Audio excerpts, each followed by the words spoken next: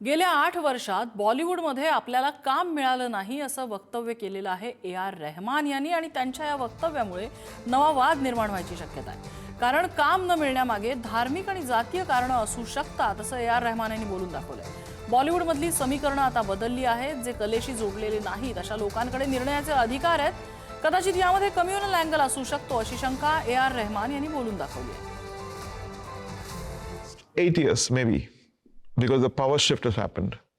You know, people who are not creative have the power now to decide things. And might have been a communal thing also, but not in my face. But I hear, you know, like Chinese whispers that this happened and they booked you and the other company, the music company went and funded the movie and got their 5 composers. And I said, oh, that's great.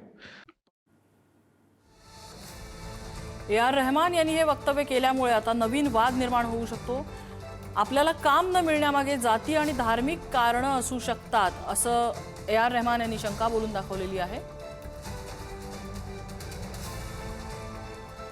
तर AR. Rahman यांनी गेल्या काही वर्षात जे काम केलेलं आहे ग्राफिक्सच्या माध्यमातून त्यावरती एक नजर टाकूया। 2017 ओके जानू या चित्रपटाचं त्यांनी संगीत केलं होतं। 2017 मध्ये मॉम या चित्रपटासाठी त्यांनी संगीत दिलं होतं। 2018 मध्ये संजू चित्रपटाचं संगीतही त्यांनीच केलेलं होतं।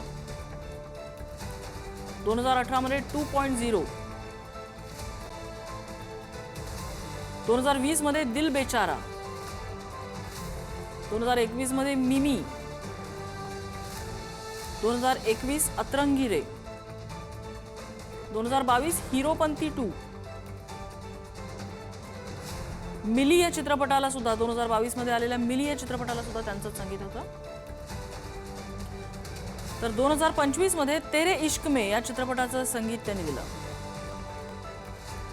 2025 मध्ये छावा या चित्रपटाला त्यांचं संगीत राहिलं।